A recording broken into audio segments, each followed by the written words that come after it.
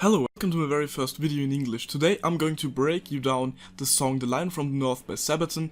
This is a very cool song, I think. It's personally my favorite of Sabaton. And also a little disclaimer before I start: if you enjoyed the video, make sure to subscribe, because there are a lot, and I really mean a lot more videos to come, because Sabaton has a massive ton, really a massive shit ton of songs that are historically inspired and are very cool to break down. I'm going to break them all down for you sooner or later, so if you want a song in particular, just post its title down in the comments so I know which song I can do next, which ones you are interested to more.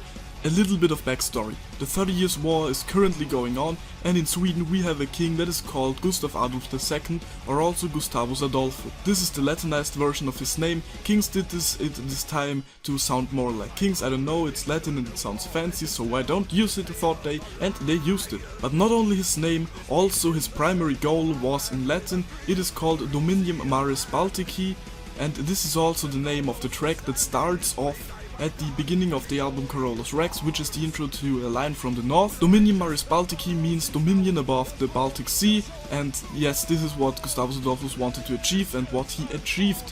He was the ruler above the Baltic Sea. This intro starts off very calm, but it gets more heavy as it reaches its end towards The Lion from the North, and this symbolizes not only the end of the intro and ongoing The Lion from the North, but also it symbolizes the sea, the Baltic Sea, which Gustavus Adolphus had to cross to reach northern Germany to fight in the 30 Years' War. It symbolizes that the waves can be very calm, but also they can be very dangerous and high and heavy in one night just, so they can switch whenever they like. Then to The Lion from the North, the lyrics say, "A time of religion and war, legends tell the tale of a lion." And obviously it was a time of religion and war. The 30 Years' War was currently going on, and it was mostly a religious war. Although I have to say, the Swedish phase was mostly politically inspired, it just justified itself with the religion. Legends tell the tale of a lion, this beast in the shape of a man with a dream to rule sea and land. So they say legends, but what we know about the song is that it would be written by the northern Germans as they await the arrival of Gustav Adolf. They really adore him, and that's why they say legends. Also, Gustav Adolf sent propaganda papers down where he pictured itself as a lion fighting the three-headed dragon, which was the Holy Roman Emperor and the Pope. With a dream to rule sea and land means that he had the dream to rule the Baltic Sea, which he ruled, and also now wanted to rule over Europe. Going to the next part of the lyrics, it says, "And all those who stand in his way will die by God and victorious arms." This is also a depiction of the Germans, which means, hey, you fight against him, he is sent by God, he will kill you, you have no chance. And for the first time he set foot on Europe, he overran the forces that wanted to strike him down, and yes, they had no chance, so this made his image sent by God more plausible for them. With the right house that follows him south, once more set ashore to war. This means, yo, he set to war again, not only to dominate the Baltic Sea, but also to now dominate Europe. The writers that follow him sound are the people that are sent by God. They can't be defeated because they are right. Legends have taught, battles fought, this lion has no fear at heart. This line telling us why Gustav Adolf is so badass, because it is common for Swedish kings that they ride into the battle with the soldiers in the first line. Also Gustav Adolf did this, and this is because it says, "This lion has no fear at heart." Lion come forth, come from the north, come from the north. So this resembles an actual historical action that happened there. It is the Battle of Magdeburg. The Protestants hid inside Magdeburg and waited for Gustav Adolf to arrive, but the Saxons, which were actually his allies, didn't let him pass. So they waited for him to come from the north. Then we have the first main part, which says, "Gustavus Adolphus, libera et impera acerbus et ingens Augusta per Angusto." This is also Gustavus Adolphus, the Latin form of his name, to make him more like a king because they adored him. Libera et impera means that liberate and reign. He should liberate the Protestants and reign above them. Acerbus et ingens means he is fierce and mighty because they held him for that, or he is really. Augusta per Angusta, through narrow straits to sublimity. It just means, yo, the way will be hard, but the earnings you will get will be worth it. Then it goes on with "A storm over Europe unleashed, dawn of war, a trail of destruction. Power of Rome won't prevail, see the Catholics shiver and shake." A very simple part. It just means, yo, Gustav Adolf just came from the north, he's now heading south to Vienna and Rome, their power won't prevail, he will crush them, and behind him is leaving a trail of destruction. He's slaughtering all. Where he and his army sets foot, no grass is growing anymore. And because of that, the Catholics are shivering and shaking. The future of warfare unveiled showed the war that we still walk today. This is cool, because Gustav Adolf was a reformator. He reformated the Swedish army and made it as great as it has never been before.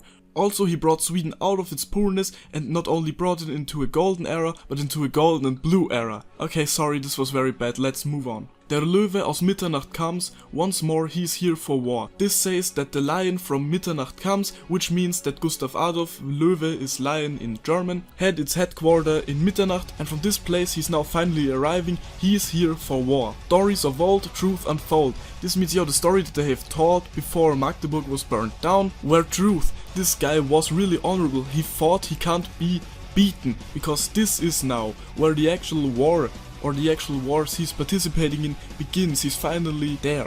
Control over Europe he holds, freedom he'll bring, lion and king. Now Gustav Adolf arrived and he beat the Austrian army again and again, and he gained very big landholds from the Holy Roman Empire, and now he is the secret ruler of Europe. Protestants really think now they are free, he's ruling over them, and every kilometer he goes south, he's liberating it, and they are free there. Lion and king, because he is not only king, but also the lion from the north that was promised. Then the main part kicks in again, Gustavus Adolphus, Libera et Impera, you know that, but then there comes something very interesting, it's a bridge or a chorus, I don't know. Mighty eagle, rule alone, liberator, claim the throne, lion from the northern land, take the scepter from its hand. This is arguably God that is telling Gustav Adolf what to do, but it's more likely to be an old-fashioned way, to tell a story, and this is telling us the story. The mighty eagle that ruled alone was the Holy Roman Empire, which was an Austrian Habsburg emperor. He ruled alone over Europe. Gustav Adolf came, he claimed the throne, and now the lion from the northern land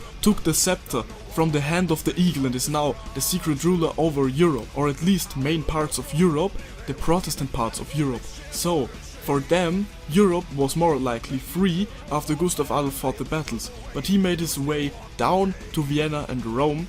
Then the part with legends have taught battles fought again kicks in, and then again the main part Gustav Adolf, Libera et Impera, Acerbus et Ingens, and then the song ends, but not with a massive outro which is very heavy. There are drums, there are bass, there are guitars, and then it ends more suddenly.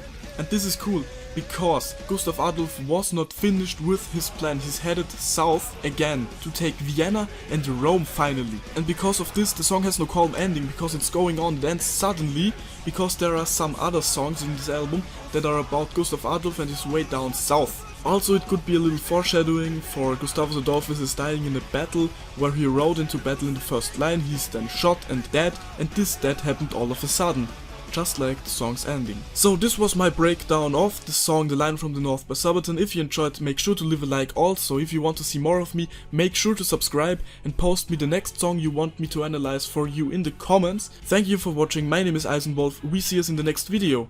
Goodbye!